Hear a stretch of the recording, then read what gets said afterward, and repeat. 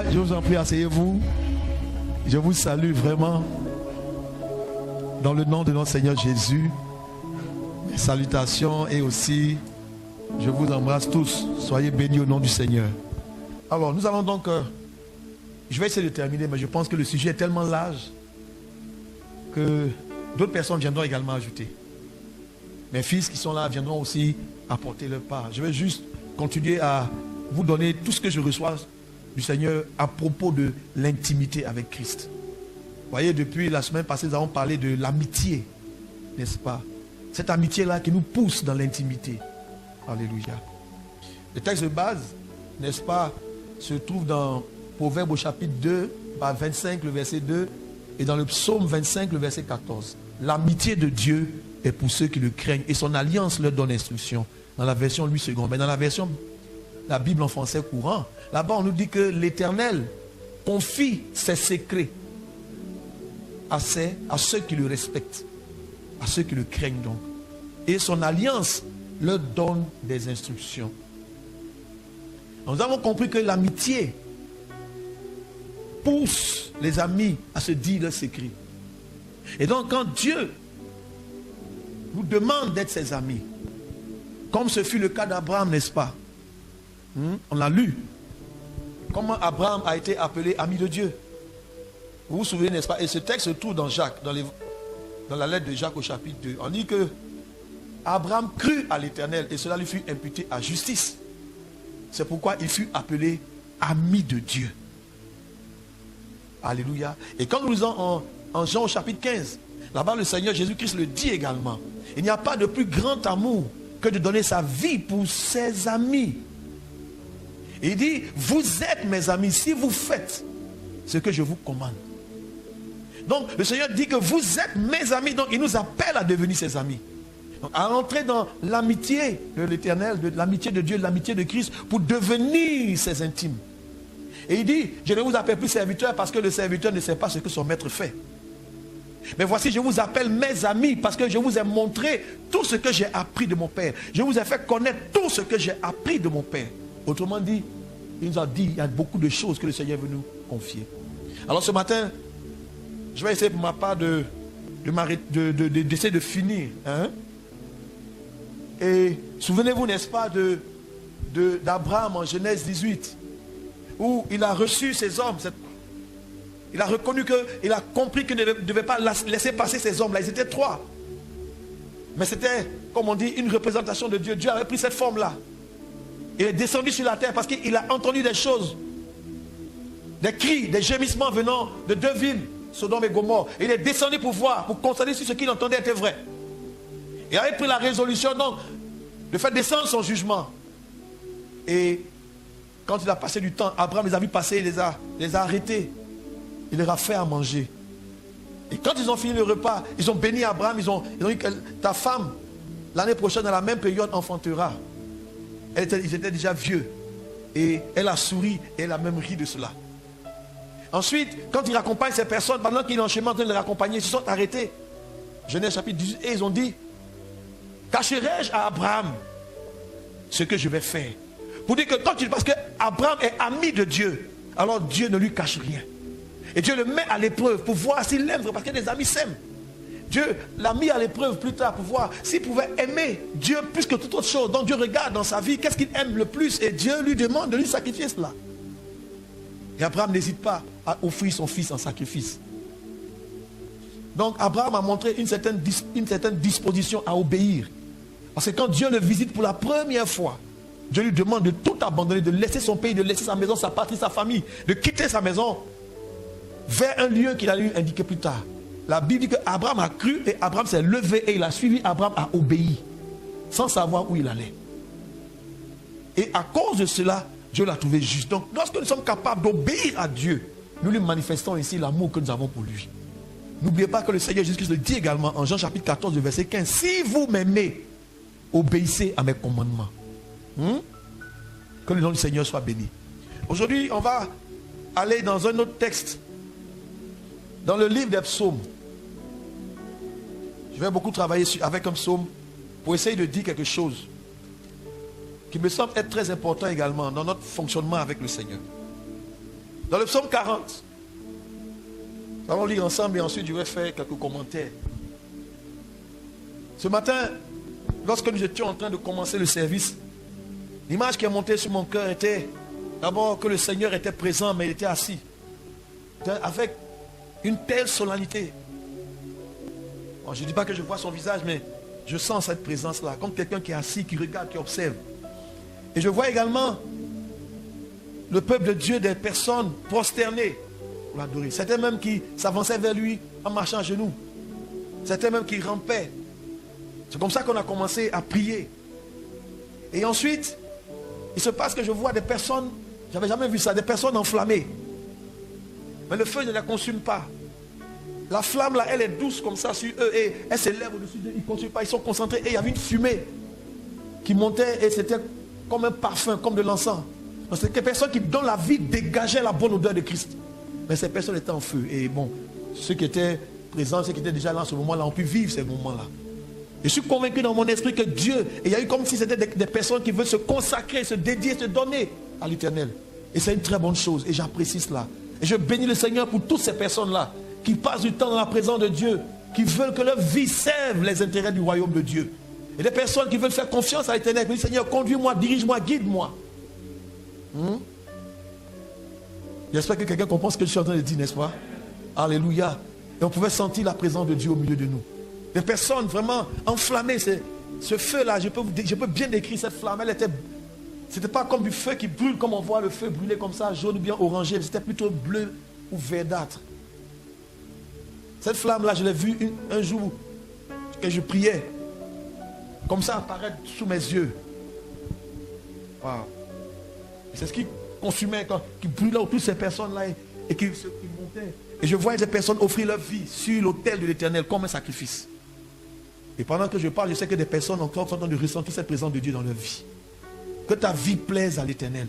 Et j'ai entendu une voix qui disait comme ça, je prends plaisir en toi. Je veux dire à ces personnes qu'à partir de maintenant, tu vas voir que tu ne pourras plus faire n'importe quoi. Ne laisse pas le jugement des hommes te détourner de la voie de Dieu pour toi. Ne laisse pas ce que les gens disent de toi, pensent de toi, font contre toi, te détourner de ce que Dieu veut faire avec toi. Ta destinée est entre les mains de l'Éternel. Plusieurs personnes sont entrées dans un chemin, ont pris une route, ont pris une voie, qui est une voie qui honore Dieu. Alléluia. Et je veux déclarer que, tu vois, quand ce feu est là, quiconque met la main sur toi se brûle. Mais ce feu qui est sur toi, tu ne sens pas, tu ne peux pas sentir comme quelque chose qui te consume, qui te brûle. Des personnes qui ont été complètement purifiées, c'est qui ont mis leur vie devant le Seigneur. Seigneur, s'il y a quelque chose dans ma vie qui ne t'honore pas, enlève ça. C'est ce que je pouvais ressentir dans le cas de ces personnes-là. Qui veulent être vrais et sincères avec Dieu. Et il y a de telles personnes parmi nous. Et bon, c'est vrai qu'il y a eu plusieurs réactions. Je ne peux pas dire comme ça, Dieu ne m'a pas montré, mais je peux voir dans l'ensemble. Et c'est quelque chose d'extraordinaire, je vous assure. De dégager comme ça la bonne odeur de Christ. Alléluia. Psaume 40. J'avais mis en l'Éternel mon espérance et il s'est incliné vers moi. Il a écouté mes cris. Alléluia.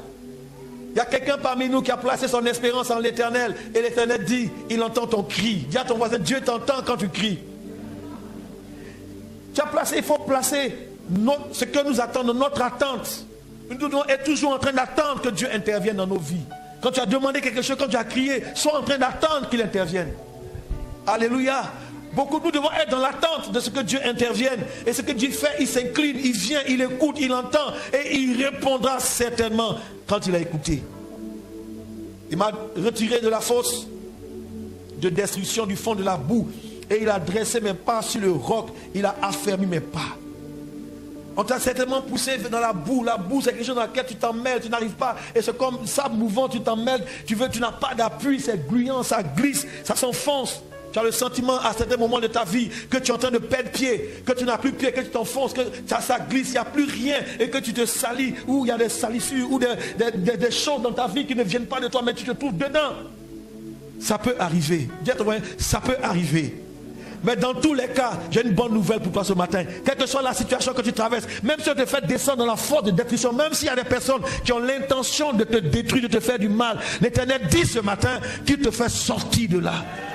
il te fait sortir et il te dépose sur le roc. Et ce roc ici, c'est Jésus-Christ. La pierre que les bâtisseurs ont rejetée et qui est devenue la pierre principale de l'angle. C'est Dieu lui-même, il a dit, je suis le rocher d'Israël. Il te fait sortir de la boue et il a fermé tes pas sur le roc. Tes pas deviendront fermes.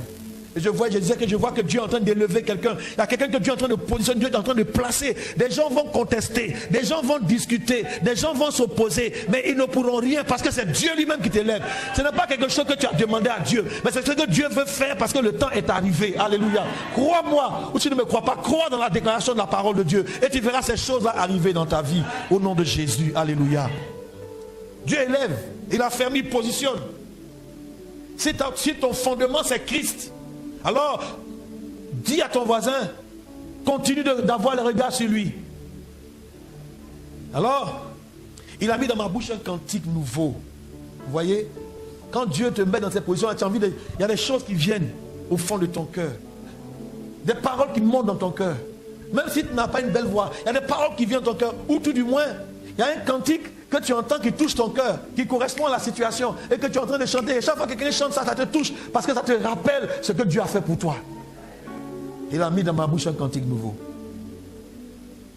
Une louange à notre Dieu. Beaucoup l'ont vu et en ont eu de la crainte et se sont confiés en l'Éternel. Souvent Dieu permet que des situations, tu traverses des moments difficiles parce qu'il va te faire sortir et il permet que ces situations soient faites au vu et au su de tous. En sorte que lorsqu'il te fait sortir de là et que tu commences à le bénir, plusieurs voient cela et puis se disent, certainement, ton Dieu est vrai. Et à cause de la situation que tu as traversée et de la manière dont le Seigneur t'a relevé, la manière dont tu as persévéré dans le Seigneur, la manière dont tu n'as pas baissé les bras, la manière dont tu as traversé cette épreuve-là, alors plusieurs vont se donner au Seigneur. Plusieurs vont donner la vie à Dieu. Plusieurs vont craindre l'Éternel en regardant à ta vie. Alléluia. C'est pourquoi le psalmiste pouvait dire, quand je traverse la vallée de l'ombre de la mort, je ne crains aucun mal. Parce qu'au bout de cette vallée se trouve une table. Il dit, tu dresses une table devant moi. Il dit, en face de mes ennemis, Psaume 23, en face de mes adversaires, quand le Dieu va t'élever dans les jours qui viennent, ça ne sera pas en cachette. Il va le faire devant des personnes même qui s'opposaient à toi, devant des personnes même qui refusaient de te tendre la main, devant des personnes que tu as aidées et qui se sont montrées ingrates à ton égard, devant des personnes qui sont passées dans ton dos pour te poignarder, devant des personnes qui insistent pour que toi tu restes dans la situation où tu es, des personnes qui prennent plaisir à voir ton malheur, des personnes qui prennent plaisir, qui t'enfoncent, qui font tout pour que rien n'aille bien dans ta vie. C'est devant de telles personnes que Dieu va te bénir. Il ne va pas te bénir en cachette. Le Dieu que nous servons est un Dieu juste. Le Dieu que nous servons est un Dieu juste. Il ne bénit pas ses enfants en cachette, mais il va te bénir au vu et au su de tous. Plusieurs verront et ils auront la crainte de ton Dieu. Ça dépend de la manière dont tu traverses la vallée de l'ombre de la mort. Ça dépend de la manière dont tu traverses les difficultés. Alléluia. Beaucoup l'ont vu et ont eu de la crainte et se sont confiés à l'Éternel. Heureux l'homme qui place en l'Éternel sa confiance et qui ne se tourne pas vers les hautains, les menteurs. Voyez, des personnes viennent donner des conseils, il faut faire ceci, il faut faire cela. Il faut faire ceci, il faut faire cela. Abandonne ton Dieu. Depuis tu parles en affaire de Dieu, mais regarde comme c'est difficile. Fais comme tout le monde. Mais je ne suis pas tout le monde. Tu n'es pas tout le monde. Elle n'est pas tout le monde. Nous ne sommes pas tout le monde. Nous sommes dans ce monde, mais nous ne sommes pas de ce monde. Nous sommes dans ce monde, mais nous ne sommes pas de ce monde. Nous ne pouvons pas faire comme tout le monde fait. Parce que Dieu a un plan pour ta vie. Dieu est fidèle. Même dans les moments difficiles, nous continuons de nous confier en lui. Je continuerai de lui faire confiance. Même quand ça va mal. Même quand je suis dans le malheur. Même dans les difficultés, je continuerai de lui faire confiance parce que c'est lui qui tient ma vie dans sa main. Peu importe les situations qui m'arrivent, je continuerai de le célébrer. Je continuerai de lui rendre toute la gloire. Je lui fais confiance.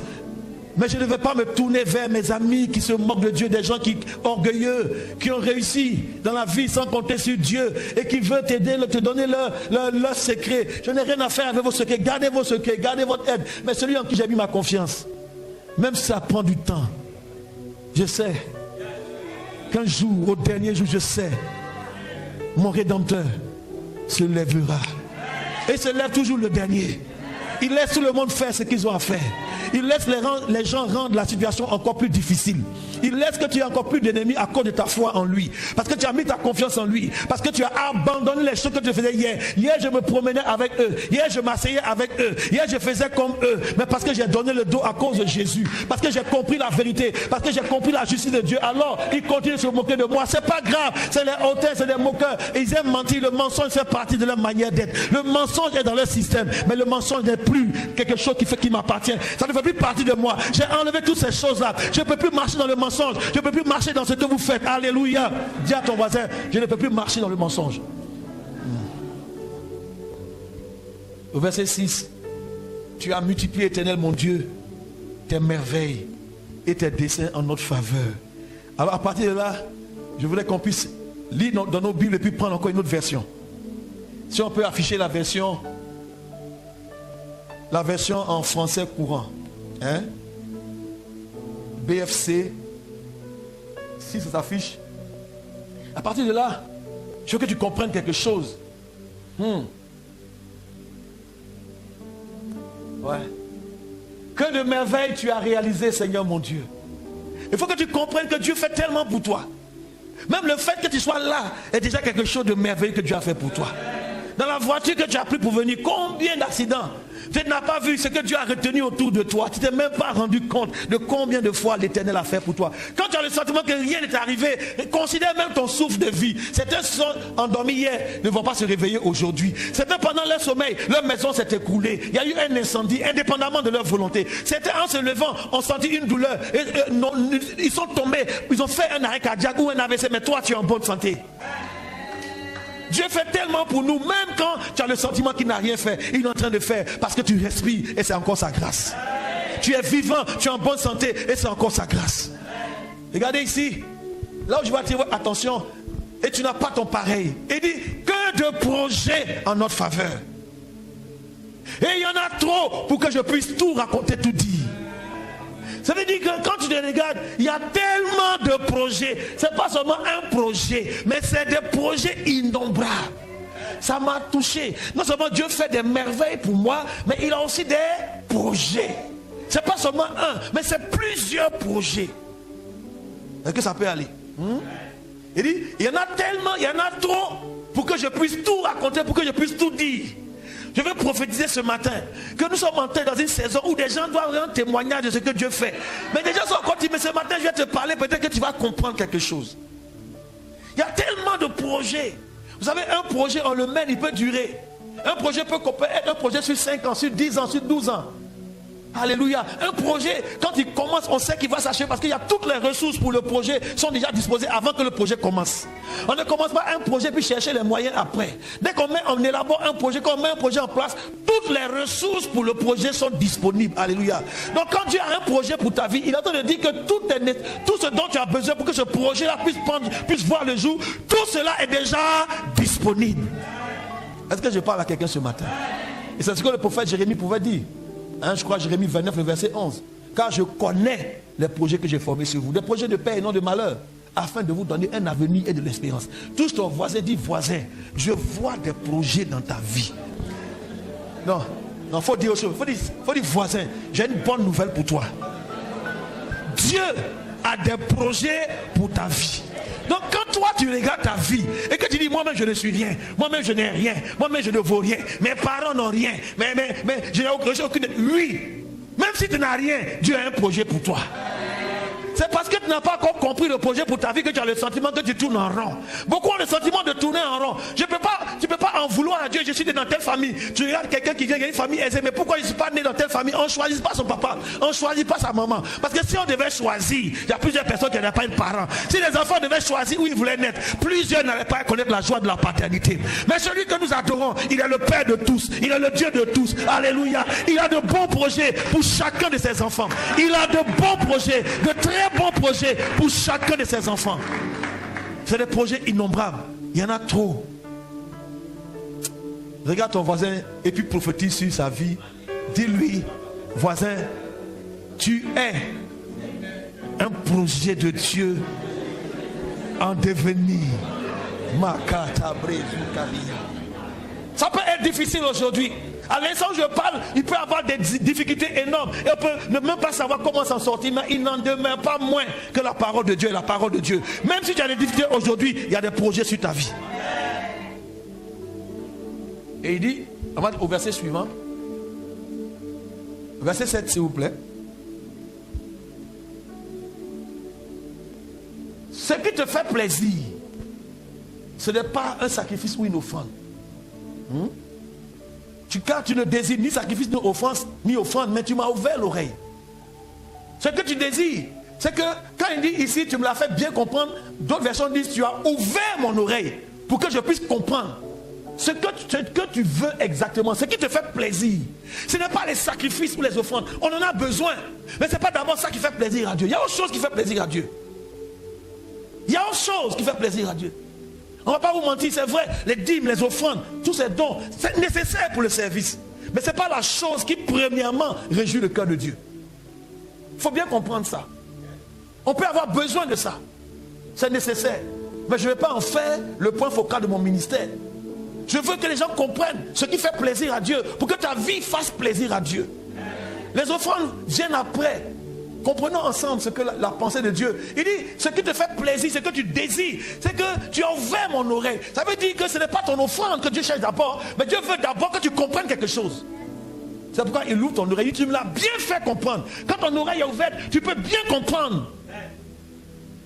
Comprendre quoi, au fait? Tu ne demandes ni holocauste, ni victime expiatoire. Et il faut rester dans la version en français courant, s'il te plaît. Moi, j'ai la version en 8 secondes, je peux lire et puis, voilà. Tu ne demandes, non, ce n'est pas des animaux brûlés sur l'autel ou des sacrifices pour obtenir le pardon. Ce n'est pas ce que tu demandes, ce n'est pas ça. Vous voyez? Mais qu'est-ce que Dieu demande alors? Demande à ton voisin. Donc, il demande quoi au fait? Ce qui te fait plaisir. Non, il y a quelque chose qui fait plaisir à Dieu. Ce n'est pas ton offrande d'abord. Ton offrande vient après. Mais il y a autre chose qui fait plaisir à Dieu. Il dit, et le psalmiste dit que tu m'as bien fait comprendre ça. D'autres versions disent, tu as ouvert mon oreille afin que je comprenne. Parce que si tu n'as pas bien compris, tu vas toujours penser que c'est quand tu fais ton offrande que Dieu est satisfait de toi. Et tu vas donc aller travailler, venir faire juste des offrandes, et puis tu peux vivre une vie qui ne plaît pas à Dieu.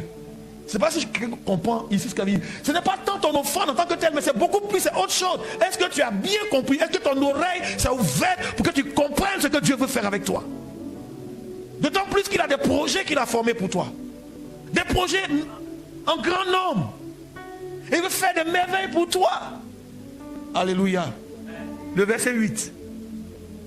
Alors, voici la réponse. Puisque tu ouvres mon oreille, pour que je comprenne. Alors, quelle est ma réponse? Il dit, alors, je viens moi-même. D'autres versions disent, me voici. Je viens. Dans le livre. Donc, je ne viens pas seul. Oh là là. Il y a un mystère ici que je vais éclairer. Éclaircir, mettre à nu. Tu ne viens pas seul. Tu viens dans la présence de Dieu toujours avec le livre. Voilà ton problème. Je vais t'expliquer ça ce matin. Il faut venir toujours avec le livre. Voici, je viens avec le rouleau. À cette époque-là, les livres, enfin, c'était des parchemins qui étaient enroulés, des rouleaux. Et donc la parole de Dieu à cette époque-là était écrite dans des rouleaux. C'est après que la machine à imprimer a été inventée, on a commencé à imprimer la première Bible à partir des rouleaux. Mais aujourd'hui, le principe reste le même. Quand il se présente, il ne vient pas seul. Beaucoup de personnes viennent en disant, me voici. Il vient, Seigneur, me voici. Non, viens avec quoi? Le livre. Aujourd'hui, ce livre-là, c'est quoi? C'est la parole de Dieu. Dis à ton voisin, où est la parole de Dieu? Regardez la suite du verset. Il dit, je trouve. C'est ça, non? Dans ce livre, je fais quoi? Je trouve. Il y a quelque chose que tu dois trouver dans ce livre. Hein? Quand on a pris l'habitude de lire dans la version en 8 secondes, il faut laisser cette version française courante. Mais dans la version en 8 secondes, au verset 8, on dit quoi? Alors je dis, je viens avec le rouleau du livre écrit pour moi. Donc, on ne voit pas trop bien ce que ça cache. Mais quand tu prends une autre version, même quand tu vas dans la Bible en français courant, ou bien dans la Bible d'Arby, ou bien tu vas dans la Bible Semeur, tu vas comprendre cette version-là que il y a quelque chose qu'on trouve. Qu'est-ce qu'il dit? Et dans le livre, je trouve écrit quoi? ce que je dois faire. Ça veut dire quoi? Que tout ce que tu dois faire, ça est où ça? Dans le livre. Voilà le secret. Et Dieu, qu'est-ce qu'il fait? Vous voyez dans Proverbe 25, verset 2. La gloire de Dieu, c'est quoi? La gloire de Dieu, c'est de cacher les choses. Mais il les cache où ça? Il les cache dans sa parole. Il a caché dedans des choses. Tous les projets, des projets innombrables, toutes ces choses où il a fait ça, il a tout caché où ça? Dedans. Il faut bien comprendre. Et maintenant, il dit quoi? La gloire des rois, c'est de sonder quoi? De sonder maintenant les choses, venir dans la Bible et chercher à comprendre. Ce qui veut dire que les projets de Dieu pour ta vie se trouvent où ça? Dans la parole de Dieu. Non, tu es là, tu ne sais pas ce que tu vas faire. Tout est dedans. Tu es au chômage, tout est dedans. Tu n'es pas marié, tout est dedans. Tu es malade, tout est dedans. C'est pourquoi la Bible dit que, je dis que je me tiens.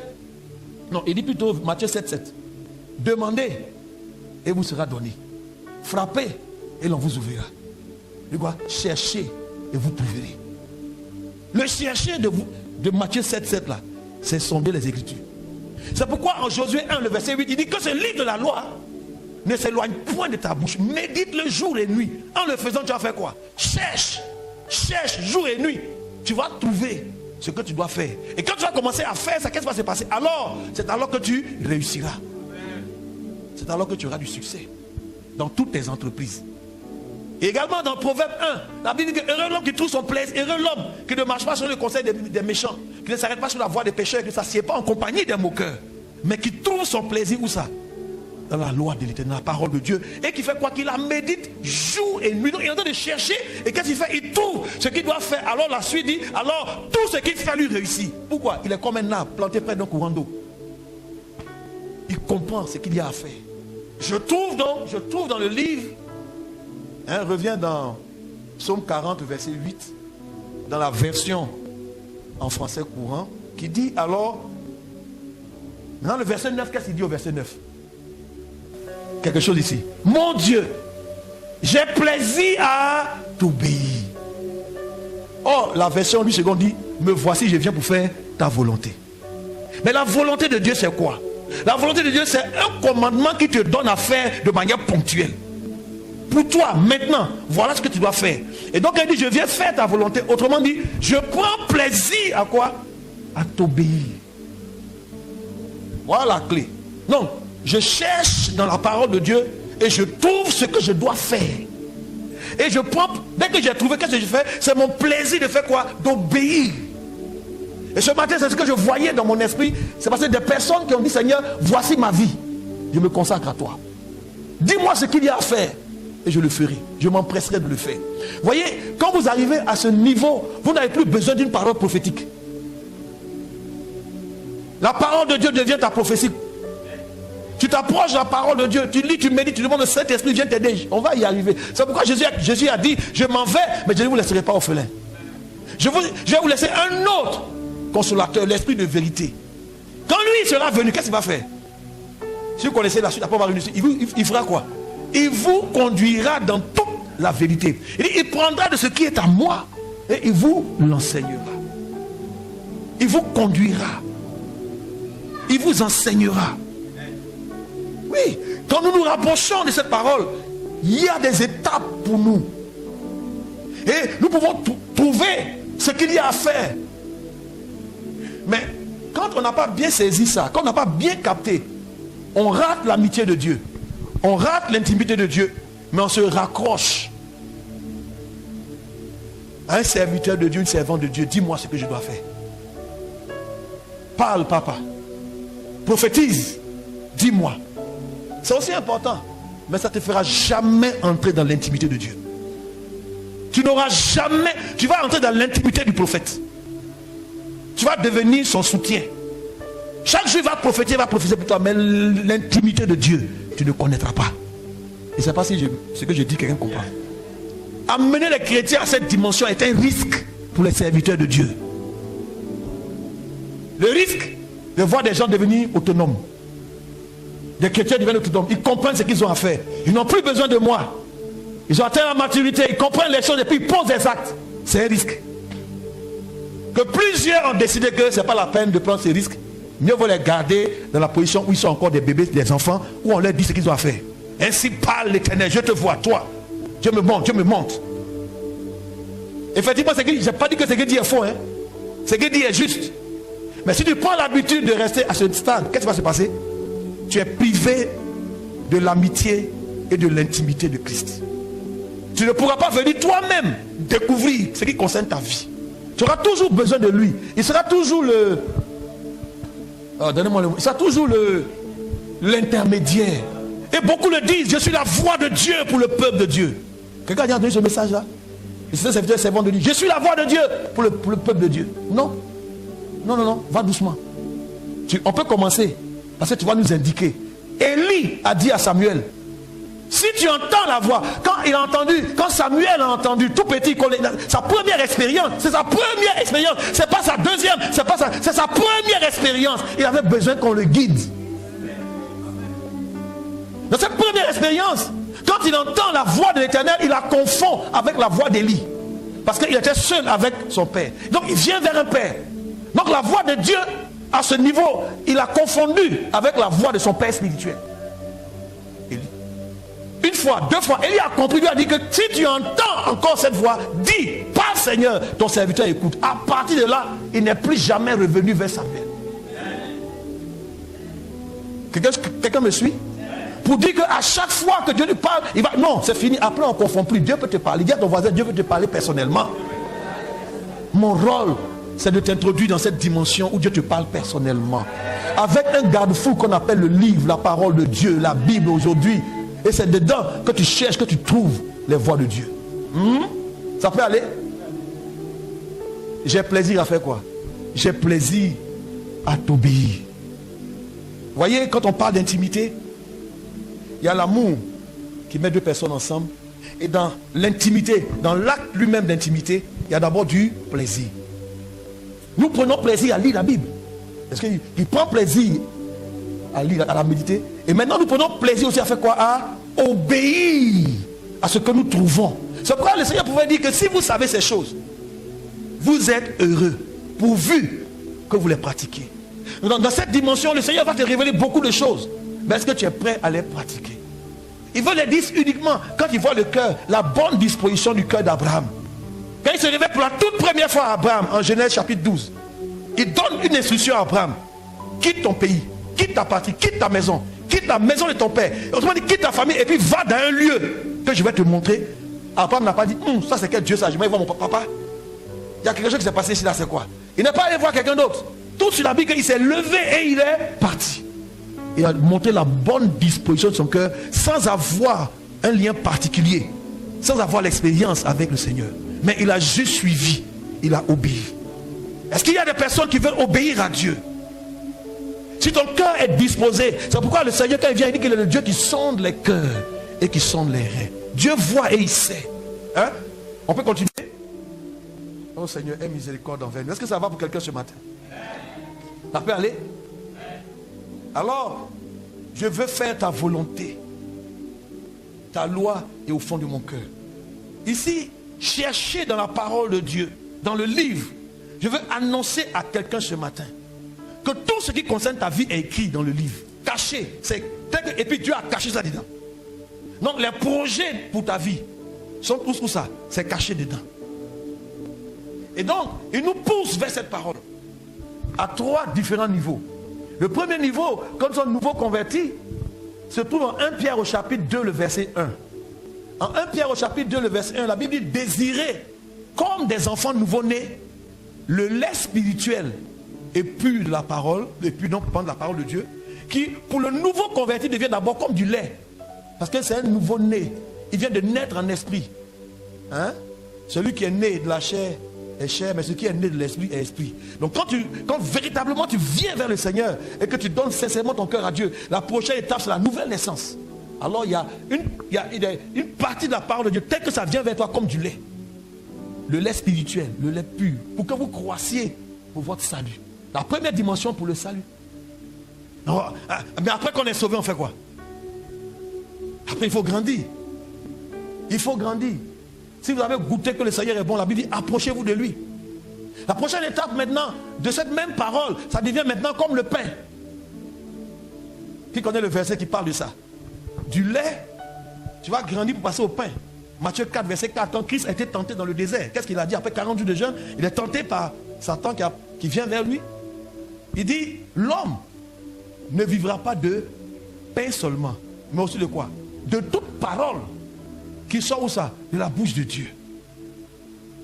Donc on a besoin aussi de la parole de Dieu, mais que Dieu nous inspire, qui sort de sa bouche. Donc au travers des écrits, Dieu va commencer à te parler, mais au travers des écritures, des paroles qui viennent de sa bouche. Comme du pain. Ça peut aller? Ça peut aller? Dis à ton voisin à quel niveau tu es. Enfin, à quel niveau tu en es. Vous voyez? Est-ce que tu en es encore au lait? Ou bien tu es encore au pain? Parce que ce n'est pas ça seulement. Il y a encore plus que ça. Ça te fait grandir. Mais après, il y a autre chose. On trouve ça encore dans Hébreu. Dans Hébreu au chapitre 5, j'ai pris ce passage pour qu'on les lise ensemble, pour qu'on puisse comprendre ensemble. Hébreu, je crois que c'est le chapitre 5. Hébreu chapitre 5. Si tu peux m'afficher à partir du verset 12, à partir du verset 11. Là, l'auteur de l'épître aux Hébreux, c'était comme s'il faisait un reproche aux chrétiens de cette époque-là. Il a dit, nous avons beaucoup de choses à dire là-dessus, des choses difficiles à expliquer. Parce que vous êtes devenus là à comprendre.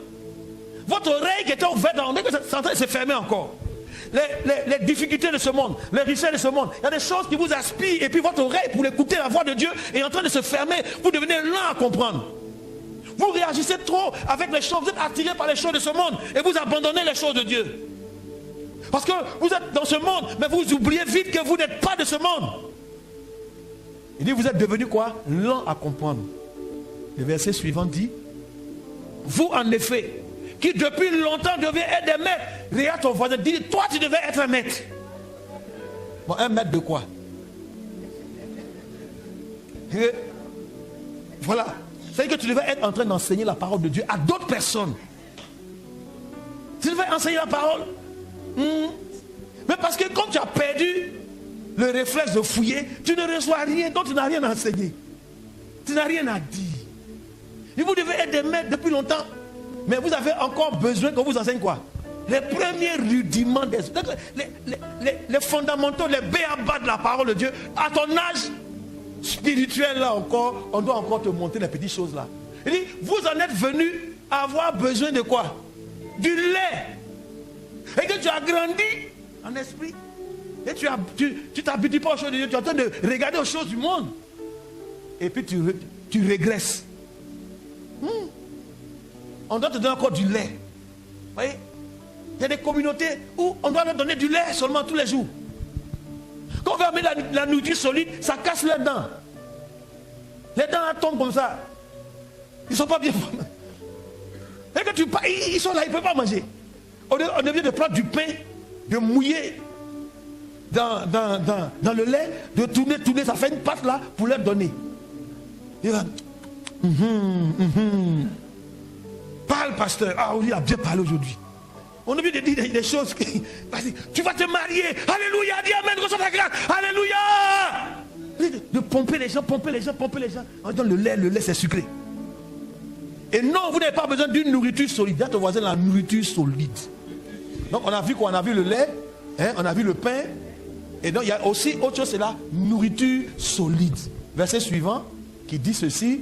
Or quiconque en est au lait n'a pas l'expérience de la parole de Dieu. C'est qu'il y a des paroles que tu ne peux pas recevoir. Parce que tu es encore un enfant. En fonction des messages que tu écoutes sur Internet là, tu montres si tu es un enfant ou bien c'est un homme averti. Tu n'as pas. Il y a des choses qu'on ne peut pas te dire. Parce que tu es encore un enfant. Donc il dit à la suite, la nourriture solide c'est pour qui? C'est pour les hommes faits. Alléluia. Les hommes faits. La nourriture. Maintenant, je vais vous introduire dans une autre nourriture. Donc on a vu quoi? Le lait, le pain, la nourriture solide. Je vais poser une question. Bon, chacun sait ce que je vais lui dire. Il faut même de manière honnête. Ceux qui sont encore au lait, levez la main.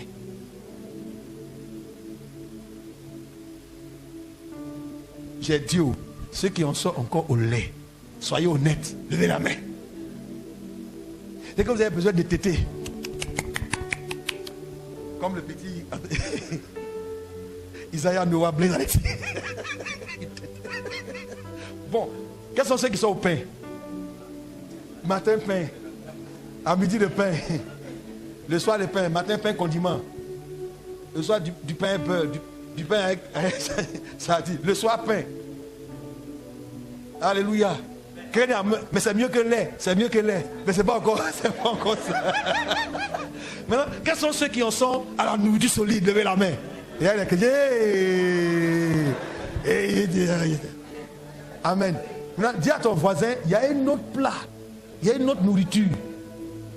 Est-ce que quelqu'un comprend? Dis à ton voisin, pas du voisin, il y a encore une autre nourriture. C'est vrai, hein? Tu as dépassé l'étape du lait, tu as dépassé l'étape du pain. Maintenant, tu as la nourriture solide, tu connais les choses de Dieu, les voies de Dieu. Mais il y a encore autre chose à laquelle tu dois aspirer. Il y a une autre, dis à ton voisin, une autre nourriture. Jean chapitre 4. Jésus est au puits avec la femme samaritaine. Jésus a faim. Celle-ci dit, bon, il est fatigué, il a faim. Il va aller chercher la nourriture physique pour lui envoyer.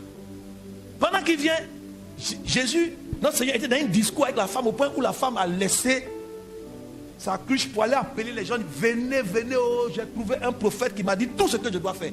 Pendant qu'il vient trouver le rassemblement, il dit, mais est-ce que quelqu'un ne lui a pas donné déjà à manger? Il dit, il y a une nourriture que je dois manger là. Mais vous ne la connaissez pas. Il dit, j'ai à manger une nourriture que vous ne connaissez pas. Il y a le lait.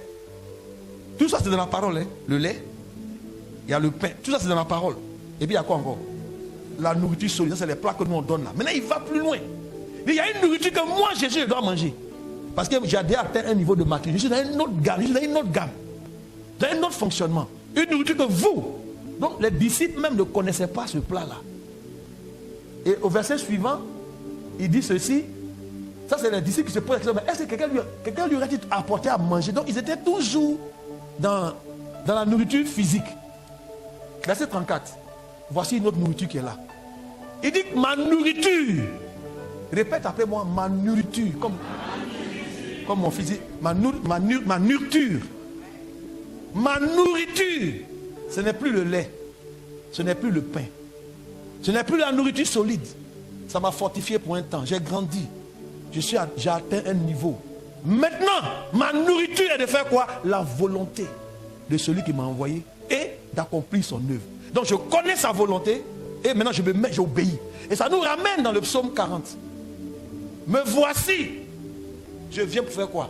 La volonté. Autrement dit, je prends plaisir à t'obéir. Tu as ouvert mon oreille. Maintenant cette nourriture, ce n'est pas la nourriture des enfants. Ça c'est la nourriture des grands. Qui ont grandi dans le Seigneur. Qui se nourrissent de quoi?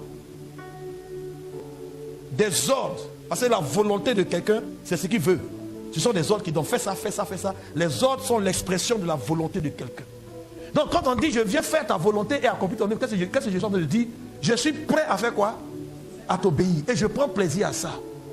Genre, le lait, le pain, la nourriture, maintenant je suis à un autre niveau. Seigneur, parle, donne des ordres. Voici quelqu'un qui a pris plaisir à fouiller, à chercher dans les Écritures et qui trouve toujours ce qu'il doit faire. Et qui prend plaisir à le faire. Ça, c'est une autre nourriture. J'ai compris quelque chose, je veux qu'on réfléchisse avec vous pour terminer. Dans Apocalypse 3, verset 20. Dans Apocalypse 3, verset 20. La partie où le Seigneur dit, je connais ce verset de tête. Il dit, je me tiens à la porte et je frappe. Vous voyez ça? Et je frappe. Si quelqu'un entend qu'il ouvre la porte, qu'est-ce que je vais faire? J'entrerai chez lui. Voilà. Souper avec lui là, c'est quoi? Le souper. C'est le manger du soir. Je souperai avec lui. Alors quand il rentre dans ta vie, ce verset on l'a souvent pris pour évangélisation. Le Seigneur frappe à la porte de ton cœur. Ouvre-lui la porte. Et tu seras sauvé. Mais quand le Seigneur entre là, la première nourriture là, c'est comme tu es sauvé, c'est le salut, ça c'est le lait. Mais quand il dit, il va s'asseoir à table avec toi. Et que vous allez souper ensemble. Jésus ne mange pas du lait. C'est pas pain et lait. Je ne sais pas si je me fais comprendre. C'est comme si ce verset est en train de dire, voilà comment tu as commencé avec le salut, mais la finalité c'est de t'asseoir avec moi. Et puis maintenant, tu vas maintenant manger la vraie nourriture que je vais te donner. Cette nourriture c'est quoi? Ma volonté. Es-tu prêt à recevoir mes ordres? Mes commandements? Es-tu prêt à aller fouiller toi-même? Ouvrir. Me voici, je viens avec quoi? Avec le livre. Donc tu ne rentres jamais dans la présence de Dieu seul. Et quand tu viens, tu comprends maintenant ce que Ecclésiaste est en train de dire. Ecclésiaste chapitre 4, le verset 17. Et le verset, Ecclésiaste chapitre 5, le verset 1, qu'on avait lu la dernière fois pour terminer. Il a dit, quand tu te présentes dans la maison de Dieu, quand tu entres dans la maison de Dieu, ne te presse pas de parler. Prends garde à tes pieds. Il dit, approche-toi pour écouter plutôt que pour parler. Et ne sois pas en train de faire comme les insensés qui pensent qu'à force de paroles, ils peuvent toucher le cœur de Dieu. Non, approche-toi maintenant, tu as grandi. Voilà, Dieu, ce qu'il désire, ce n'est pas ton offrande, mais c'est quoi? C'est ton écoute.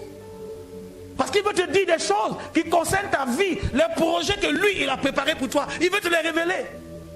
Il veut maintenant t'enseigner. L'onction qu'il te donne, c'est pour t'enseigner. C'est voir. C'est là maintenant où tu es avec lui. Et ce n'est plus n'importe quelle nourriture. Ça devient de la nourriture solide. Et ça devient maintenant sa volonté. Est-ce que quelqu'un comprend ce que je veux dire? Les amis de Dieu sont invités à cette table régulièrement. Régulièrement. Souvent quand on organise un repas, qui prépare? Dans un coup, qui prépare en général? C'est la femme, non? L'église est aussi l'épouse. D'accord? Mais imaginez un repas où le mari a dit à sa femme, assieds-toi. Aujourd'hui, je vais préparer. Je demande aux femmes, ton mari à la cuisine, tu sens les odeurs, tu veux rentrer dans... Attends. Ce repas ça là, ce n'est pas un repas de tous les jours. C'est un repas extraordinaire. Un repas où la femme est assise. Et puis le mari dépose les plats. Et bien, elle sent comme ça. My God. Imaginez, le Seigneur a préparé pour son épouse l'église un plat merveilleux, fondant, croustillant. Donnez-moi les mots. Donnez-moi tous les mots. C'est que souvent quand le mari, quand tu jettes un œil à la cuisine, tu le vois faire des gestes, tu dis mais qui lui a montré ça? C'est pas toi. C'est pas nous, on va montrer au Seigneur ce qui concerne nous. Ce qui concerne ma vie, c'est pas moi, je vais lui montrer. Donc tu ne peux pas cuisiner pour toi quand tu marches avec le Seigneur. C'est pas toi qui décides ce que tu vas manger. Même ils sont allés pêcher. Ils n'ont rien eu. Et quand ils revenaient, ils trouvent quelqu'un qui est au bord là-bas. Petits enfants, vous n'avez rien pris? Non Seigneur, jetez votre filet du côté droit. Ah mais on a pêché toute la nuit. Elle a dit, il faut jeter quand même, ça fait quoi? Ils ont jeté, voilà le problème. Il ne peut plus soulever, le filet est rempli. Ils ont tiré le filet, un a dit, c'est le Seigneur qui est là-bas. L'autre a regardé, ah bon, il ne savait même pas que c'était lui. Il s'est déshabillé puis il se jette dans l'eau. Il arrive là-bas. Mais quand ils sont arrivés, ils ont trouvé que c'était déjà préparé quoi? Poisson braisé. Avec atoupou. C'est-à-dire, le pain là avait la forme. Ah ouais. My God. Est-ce que vous voyez le truc? Et puis c'était épicé. Mais quand ils sont venus là, personne ne pouvait dire à son camarade qui a préparé. Ils se regardent et puis ils ont fait quoi? Ils mangent seulement. Je vous promets, devant les Saintes Écritures, qu'il y a des choses que Dieu a préparées pour toi. Tu n'as aucune idée. Souvent on souffre pour rien. Pourquoi? On est engagé dans beaucoup de choses pour lesquelles le Seigneur ne nous a pas donné des ordres. On est en train de faire beaucoup de choses pour lesquelles le Seigneur ne nous a pas mandaté, ne nous a pas orienté, ne nous a pas donné des consignes. Et quand on se casse la tête, on a le sentiment qu'on doit arranger nous-mêmes. Et on fait beaucoup d'efforts pour essayer d'arranger ce qu'on est en train de faire. Alors que si on s'arrête un instant pour demander à Dieu, on va trouver ce que lui il a préparé. Ce qu'il a préparé est plus doux. Et sera toujours plus doux que ce que toi-même tu auras. Même si tu es le chef cuisinier, tu ne pourras jamais sortir un plat qui est plus agréable que ce que Dieu a préparé pour toi. C'est pourquoi je dis à quelqu'un, quand Dieu a préparé pour toi, tu ne rentres pas dans la cuisine. Tu ne portes pas tablier. La seule chose que tu fais, tu dois tirer la chaise pour t'asseoir et puis pour savourer. Rentre dans la dimension où tu savoures ce que Dieu a préparé pour toi. Parce qu'il a dit, les projets que tu as fait pour nous sont tellement nombreux qu'on ne peut pas tout raconter. Est-ce que quelqu'un a compris ça? Maintenant, pour terminer, on revient maintenant dans le psaume 40. Dans la grande assemblée, j'annonce la bonne nouvelle. Le Seigneur délivre.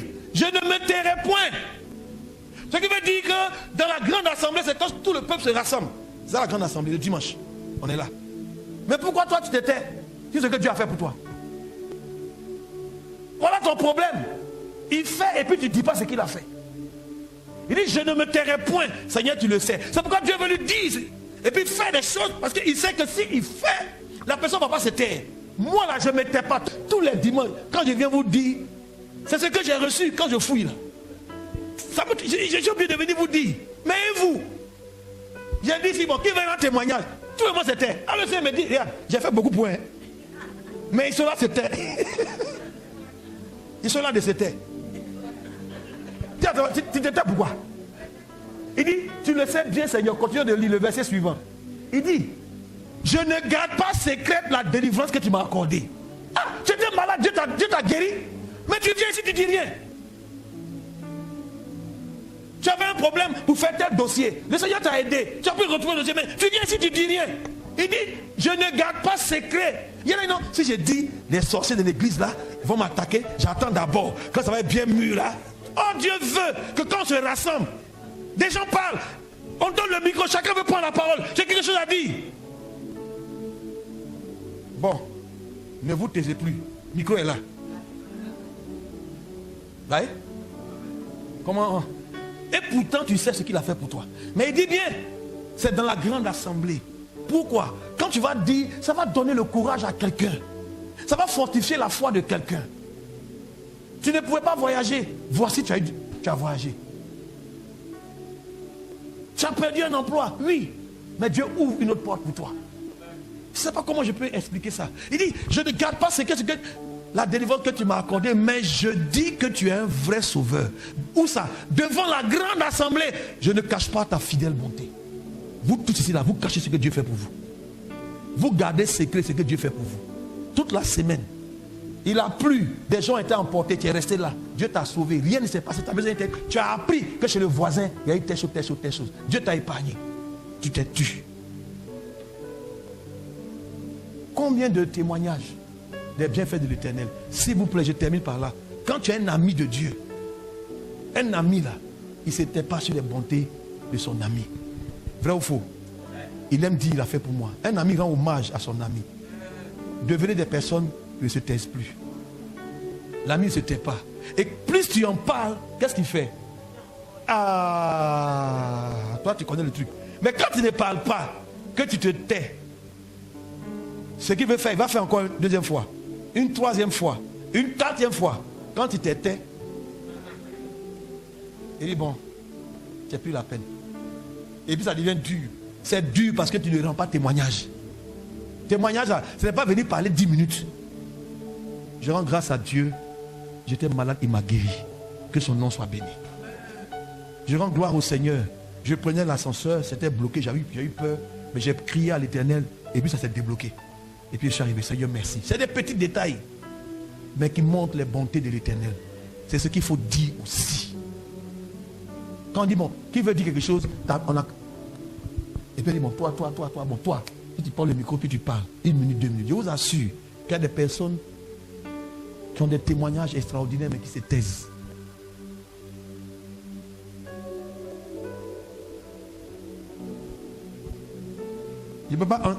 Je peux dire ce que Dieu fait pour moi, il a fait ça, mais en même temps je dois prêcher aussi, donc je choisis juste de dire ce qu'il m'a enseigné. Hein? Regardez ce que l'onction fait. J'en ai fini. Le Seigneur nous instruit, il nous enseigne. Lorsque nous venons, nous approchons sa parole. Je vais m'arrêter là. Et son onction, l'onction que nous avons reçue de lui nous enseigne toutes choses. 1 Jean chapitre 2, le verset 20. 1 Jean chapitre 2, le verset 20. Pour vous, vous avez reçu quoi? Pour vous, vous avez reçu l'onction de la part de celui qui est saint. Et vous avez tous quoi? Autrement dit, l'onction fait quoi? L'onction enseigne aussi. Le verset 27, dans le même chapitre, le verset 27. Pour vous, l'onction que vous avez reçue de lui demeure en vous et vous n'avez pas besoin qu'on vous enseigne. Mais comme son onction fait quoi? Son onction vous enseigne toutes choses.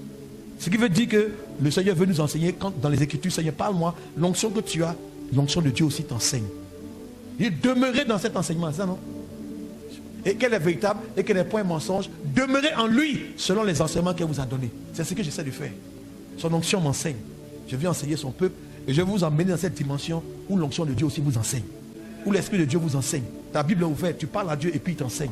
Tu reçois des choses. Tu peux toi aussi enseigner quelque chose que Dieu t'a montré avec des versets à l'appui. Voilà ça, voilà ça. Et quand tu commences à parler, on va t'écouter, mais où tu as reçu ça là? Où tu as lu? Non, je ne lis pas livre, je ne lis pas livre que quelqu'un a écrit pour avoir moi-même mon expérience là. C'est personnel avec le Saint-Esprit. Je n'ai rien contre ceux qui écrivent, mais je ne lis pas sans avoir d'abord lu, comment on appelle ça, ce qui est écrit. Et Dieu veut t'enseigner. Dieu veut t'enseigner. Il veut que tu passes du lait au pain, à la nourriture solide et à la nourriture de Jésus, au souper du Seigneur. Ce n'est pas seulement la Sainte Seine, mais il veut te donner sa volonté. Que tu prennes plaisir à lui obéir. Que tu puisses chercher et trouver dans le livre ce que tu dois faire, ce qui concerne ta vie. Souvent on se pose des questions, mais allons interroger le Seigneur. Quand quelqu'un me pose question, ah, mais j'ai demandé à Dieu, mais comment on fait? Je lui ai posé la question, puis j'attends. Et puis il ne m'a rien dit. Et puis j'attendais seulement. C'était comme un silence. Mais silence là, c'est comment? Il dit, hé fils, c'est pas quoi ça, ouvre la Bible et puis lis là-bas. Il va te parler dedans.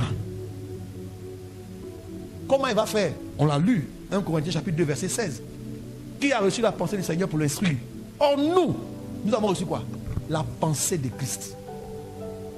Ça, tu l'as reçu quand tu as dit ta vie à Jésus. S'il vit en toi, il pense en toi. Donc tu es là, tu lis, tu médites, tu réfléchis, et la pensée vient, ça s'implique, ça se mélange avec toi, ta réflexion. Souvent tu as le sentiment que c'est moi-même, je pense à ça, ou bien non, c'est pas toi-même. Tu vas commencer à faire la différence entre ce qui vient de la part du Seigneur, que tu ne savais pas, que tu sais, que tu comprends. À l'instant, tu commences à comprendre. Tu dis, et ça t'amène à un autre passage. Ça te ramène à un autre verset, tu prends note. Et ça se développe en toi. Et souvent même, l'homme de Dieu est en train de prêcher, pendant que tu l'écoutes, l'Esprit de Dieu t'enseigne automatiquement pendant qu'il parle. Pendant qu'il dit ici, toi tu vois, c'est l'onction là qui fait ça. Il parle ici des portes s'ouvrent. Pendant qu'il dit ici, tu es en train de réfléchir à quelque chose qu'il t'avait dit la dernière fois. Ça devient plus clair. Ou bien pendant que le pasteur prêche, tu es poussé vers autre chose. Ça se fait de manière concomitante, en même temps. Et ça s'imprime en toi. Souvent, tu peux aller très loin, alors qu'il parlait tout près ici. Son onction nous enseigne. L'onction ne te fait pas tomber seulement, mais elle t'enseigne aussi. Que Dieu vous bénisse.